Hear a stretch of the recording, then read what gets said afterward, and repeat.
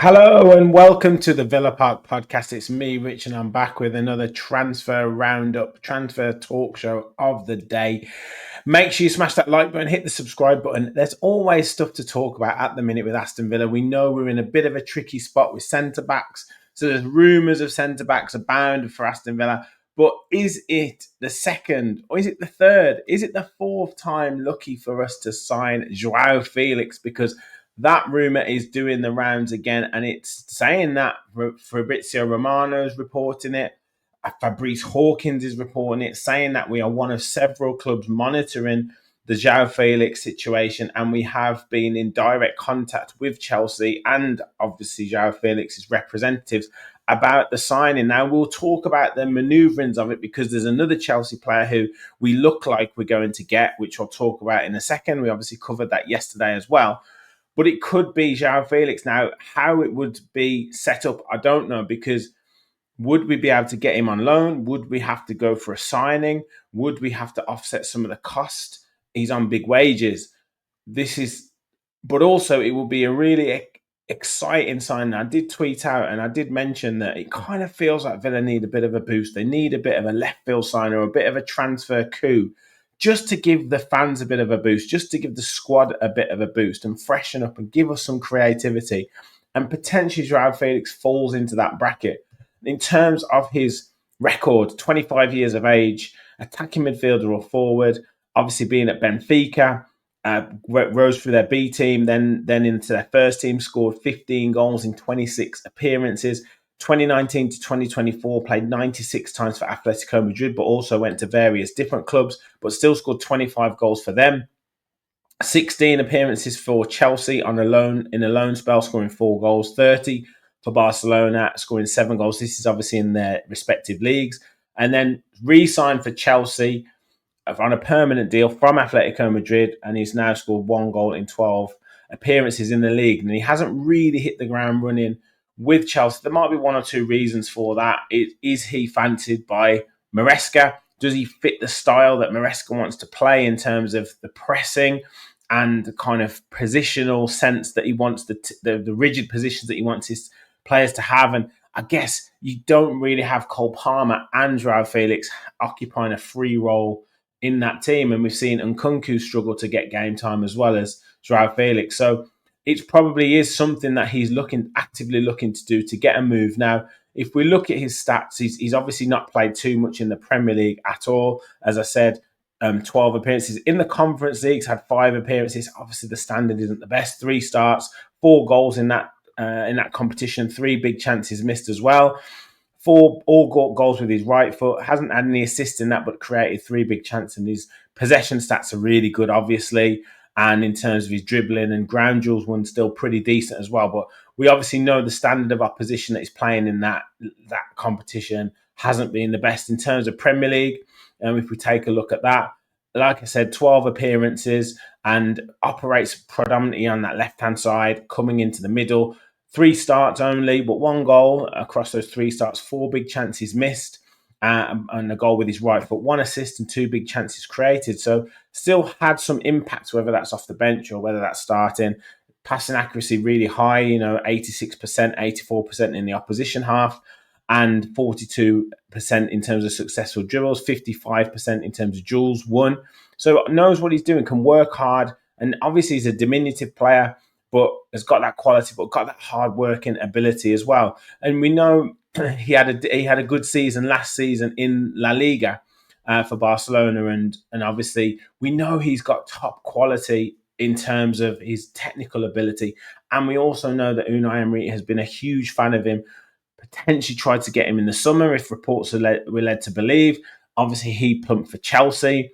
And I think Unai Emery was a big fan of him the season before that and maybe tried to sign him potentially on loan as well. So, as I say, this could be 3rd or 4th time lucky. But is it realistic?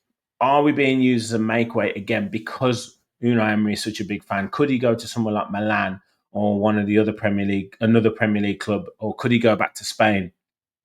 That's the question. So there's a lot at stake here, but he obviously chose Chelsea in the Conference League over Aston Villa in the Champions League already. But could we potentially get something done? The wages is obviously a stumbling block, and the fact that we can't sign two loan players from the same club. And apparently we have agreed personal terms with Axel Disasi. And I talked about him yesterday, that we had an interest in him, and now it's transpired that we have now spoken to the player and agreed terms on a loan deal, and that doesn't include an option to buy as it stands. So would just be a straight loan for the rest of the season. Potential option for him to restart his career, kickstart his career, get some confidence back, get some minutes, and it gives Villa an option at centre back. With the likes of Tyra Mings injured and Pau Torres injured, it gives us an opportunity to potentially play him in his favoured position. He is more right-sided centre back, but could probably play on that left side of centre back as well.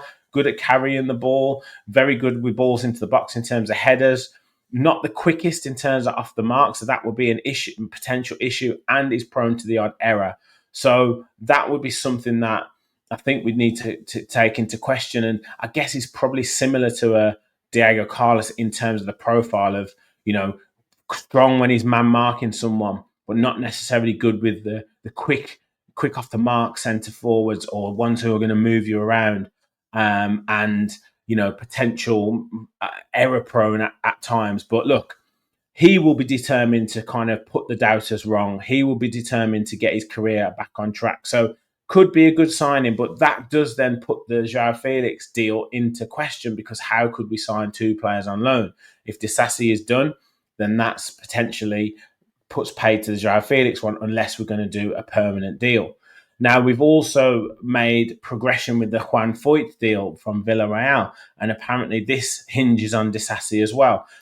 Villarreal apparently looking at 30 million euros in terms of a full deal. Now, that could be sort of 15 million euros in transfer fee, the rest in contract. I would imagine he wants a 3, 4, 5-year contract, because he's 27, I think, 27, 28 years of age, so probably looking at his last big contract. So something like a 4-year deal, I would imagine he will be looking for. So that's why the deal would probably encompass all of that and be in the region of 30 million euros. So that's quite a big outlay for someone who hasn't played many games. And I believe that the offer has gone to Villarreal. It's up to the player to decide whether he wants to take us up on the offer. Now, there's lots of background with him and Unai Emery. He's played his best football under Emery. Emery has obviously spoke publicly about being a fan of Juan Foyth.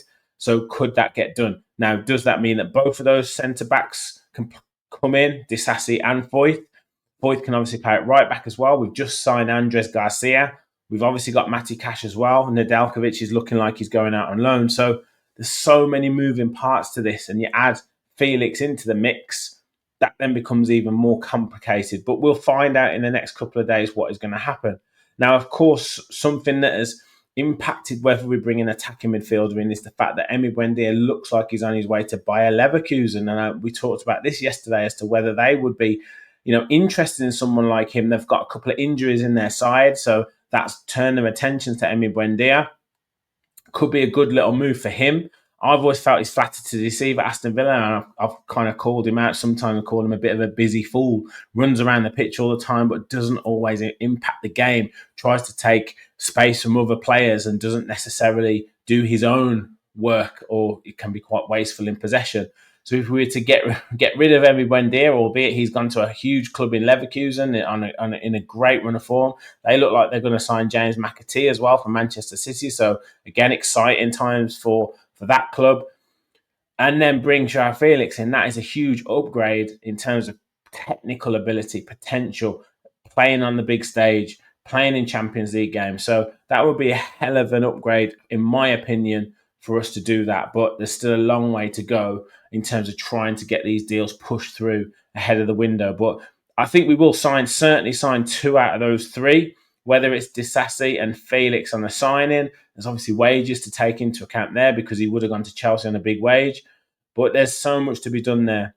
In terms of outgoings as well, Louis Barry is going to Hull on loan. He has apparently a 1 million loan fee. Looks like he's going to sign extensions to his contract at Aston Villa as well. So that's really good for him, and goes to Hull, where we obviously have the good relationship with them with the Jadon Philogene situation. So all the best to him. Hopefully he can fire them to safety and up the table and really hit the ground running with them, because he'll definitely get game time. And I think they play attacking football, and I'm sure he'll he'll blossom there and put an extra few zeros onto his price tag or push for the first team for next season. So all the best to Louis Barry, all the best to Emi Buendia. It's a great move for him, and hopefully then we can bring in one or two players. But let me know your thoughts in the comments. Foyth, Disasi, Felix, are any of those deals going to be done? Does it excite you? Lots of Chelsea fans are very, very mixed on Disasi. Lots of them calling him Axel Disaster. Lots of them saying that he is a good player and he will do good for Aston Villa if you play him in the right system and you play him in the right way. So lots of contrasting thoughts. I'm not 100% on it, but I do think sometimes players can want to prove themselves, and sometimes, being in a different environment, a change of scenery can really help them. So whatever happens, we'll support him if he comes into the Villa. Same as Foyth, same as for Joao Felix, but I don't know if it's going to be third or fourth time lucky with him. But anyway, that's it from me. Make sure you smash that like button, hit the subscribe button. We're marching on to 6,000 subscribers, on the road to 10K. So please do keep liking, keep subscribing, keep your comments coming in. We'll be back with, I wanted to do talking tactics today, but haven't been 100%. So back tomorrow with that. And obviously fans forum / Chelsea / Celtic preview tomorrow as well. So make sure you stay tuned for the channel. Thank you all for watching. And as always, remember, we'll follow the Villa.